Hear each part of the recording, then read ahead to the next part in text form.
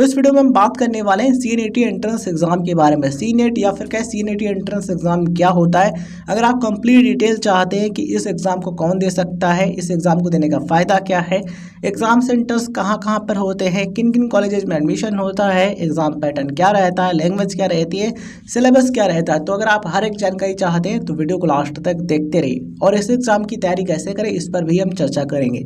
तो दोस्तों सीएनईटी इसका फुल फॉर्म होता है कॉमन नर्सिंग एंट्रेंस टेस्ट। ये जो एग्जाम है ये कराया जाता है Atal Bihari Vajpayee medical university UP Lucknow के द्वारा।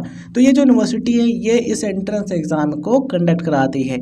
इस यूनिवर्सिटी का जो बीएससी नर्सिंग का कोर्स है इसमें आप एडमिशन ले सकते हैं इस यूनिवर्सिटी के एंट्रेंस एग्जाम के द्वारा। इसके अलावा इस यूनिवर्सिटी से एफिलेटेड जितने भी नर्सिंग कॉलेजेस हैं सरकारी या फिर प्राइवेट, आप उनमें भी बीएससी नर्सिंग कोर्स में एडमिशन ले सकते हैं। बीएससी नर्सिंग का जो कोर्स है ये 4 साल का होता है। इसके अलावा दोस्तों एसजी पीजीआई एमएस लखनऊ इसमें एडमिशन ले सकते हैं बीएससी नर्सिंग में। केजीएमयू लखनऊ इसमें एडमिशन ले सकते हैं बीएससी नर्सिंग में। आरएमएल आईएमएस लखनऊ यानी कि Ram Manohar Lohia institute of medical sciences Lucknow इसमें एडमिशन ले सकते हैं। Uttar Pradesh university of medical sciences Saifai Etawah इसमें एडमिशन ले सकते हैं। LLRM मेरठ, ठीक है। तो ये जितने भी इंस्टीट्यूट्स हैं आप इन सभी में एडमिशन ले सकते हैं सीएनईटी यानी कॉमन नर्सिंग एंट्रेंस एग्जामिनेशन के द्वारा।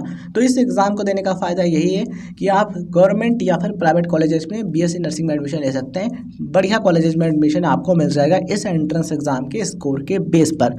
अब बात करते हैं दोस्तों इस एग्ज़ाम के सेंटर्स कहाँ कहाँ पर होते हैं, मतलब कि ये एग्ज़ाम कहाँ कहाँ पर कंडक्ट करा जाता है। तो दोस्तों इसके जो एग्जामिनेशन सेंटर्स हैं वो आगरा, अलीगढ़, अयोध्या, आजमगढ़, बरेली, बस्ती, बांदा, गाज़ियाबाद, गोंडा, गोरखपुर, झांसी, कानपुर, लखनऊ, मेरठ, मिर्ज़ापुर, मुरादाबाद, प्रयागराज, सहारनपुर, वाराणसी, ठीक है। तो ये जो डिस्ट्रिक्ट्स हैं, ये जो सिटीज़ हैं, ठीक है, इन पर एग्ज़ामिनेशन कराया जाता है, मतलब कि इनके जो एग्ज़ाम सेंटर्स होंगे वहाँ पर एग्ज़ाम कराया जाता है।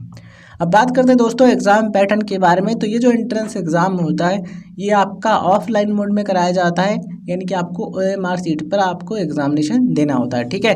तो ये ऑफलाइन मोड में एग्ज़ाम होता है, हिंदी या फिर इंग्लिश दोनों में से किसी भी एक लैंग्वेज में आप इस एग्ज़ाम को दे सकते हैं। अब बात करते हैं कितने क्वेश्चन होते हैं इस एग्ज़ामिनेशन में। तो इस एग्ज़ाम में फिजिक्स यानी भौतिक विज्ञान से 40 क्वेश्चन होते हैं, केमिस्ट्री से 40, बायोलॉजी से 40, ठीक है।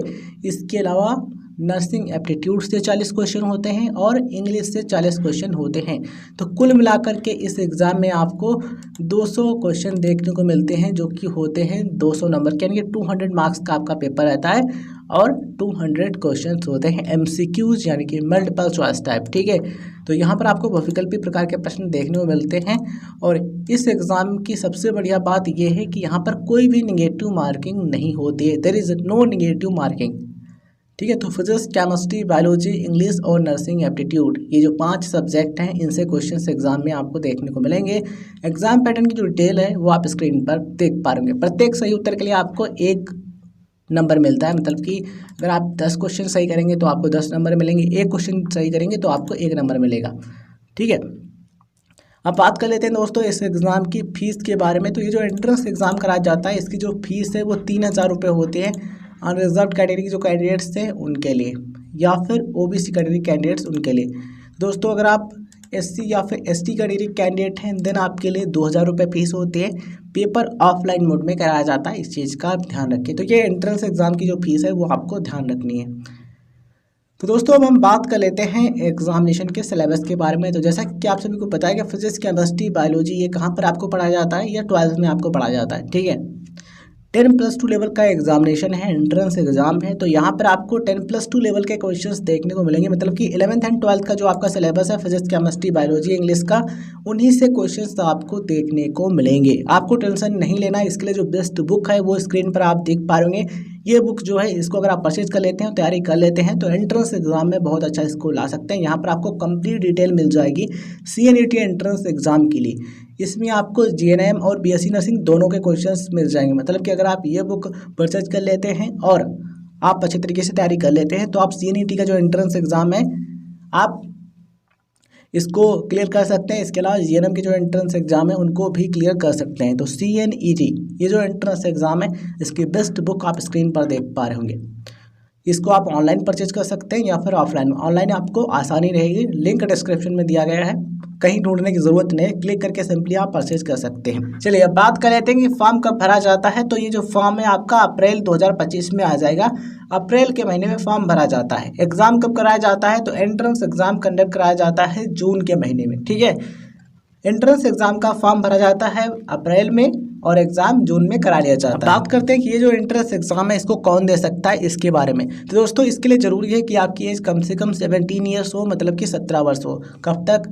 आप जिस ईयर का फॉर्म भर रहे होंगे उस ईयर के 31 दिसंबर तक। मतलब कि अगर आप 2025 का फॉर्म भरेंगे तो 31 दिसंबर 2025 तक अगर आपकी एज कम से कम 17 वर्ष हो रही है तो आप अप्लाई कर सकते हैं। 17 से कम नहीं होनी चाहिए, 17 वर्ष है या फिर इससे ज़्यादा है तो आप इसका फॉर्म फिल कर सकते हैं। 10+2 यानी कि 12वीं पास होने चाहिए। 12वीं या फिर 12वीं की समकक्ष परीक्षा अगर आपने फिजिक्स, केमिस्ट्री, बायोलॉजी और इंग्लिश इन विषयों के साथ में पास की तो आप एग्ज़ाम दे सकते हैं। मिनिमम 45% मार्क्स होने चाहिए फिजिक्स, केमिस्ट्री, बायोलॉजी के। किसमें? फिजिक्स, केमिस्ट्री, बायोलॉजी जो 3 सब्जेक्ट है इनके मार्क्स मिला करके कम से कम, अगर आप जनरल कैटेगरी कैंडिडेट हैं तो।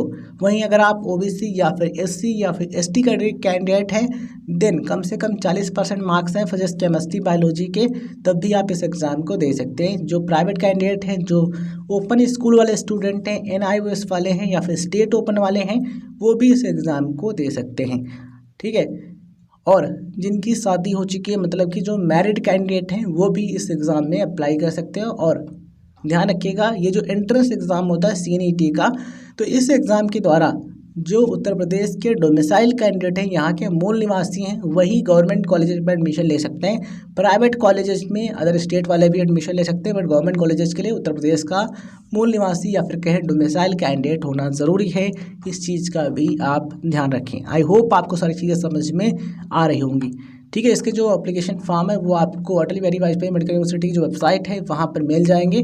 जब फॉर्म रिलीज होंगे तो आप वेबसाइट पर जाकर के फॉर्म फिल कर सकते हैं। तो अगर हम बात करें एग्जाम प्रिपरेशन के लिए टिप्स के बारे में, तो सबसे पहले टिप्स ये है कि आप बेसिक कॉन्सेप्ट को क्लियर करें। अगर आपके बेसिक कॉन्सेप्ट क्लियर होंगे तो आप एग्जामिनेशन के जो क्वेश्चन हैं उनको सॉल्व कर पाएंगे और कोई भी दिक्कत आपको नहीं होगी। तो फिजिक्स, केमिस्ट्री, बायोलॉजी, इंग्लिश, इनके जितने कॉन्सेप्ट्स हैं इनको आपको अच्छे तरीके से क्लियर करना है। एक बार पढ़िए, नहीं समझ में आता है दोबारा पढ़िए, मतलब कि रिवीजन आपको करते रहना, जिससे आपके कॉन्सेप्ट हैं वो क्लियर हो जाएंगे। इसके अलावा जो प्रीवियस क्वेश्चंस हैं उनको आपको सॉल्व करना है, प्रैक्टिस सेट आपको लेना है और प्रैक्टिस करना है।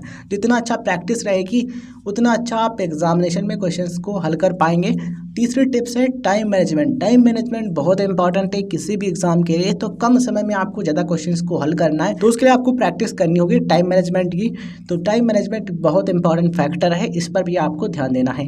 ये वीडियो जानकारी आपको पसंद आई तो इस वीडियो को लाइक करें, चैनल पर नए हैं तो सब्सक्राइब जरूर करें, नोटिफिकेशन बेल ऑन रखें जिससे आपको वीडियोज का नोटिफिकेशन मिलता रहे। लिंक आपको डिस्क्रिप्शन में दिए गए हैं बुक्स के। इसके अलावा इंस्टाग्राम का भी लिंक है, कोई क्वेश्चन तो आप वहाँ पर भी मैसेज कर सकते हैं। और अदर जो सोशल मीडिया उनके लिंक भी डिस्क्रिप्शन में दिए गए हैं, चेकआउट जरूर कीजिए। धन्यवाद, जय हिंद, जय भारत।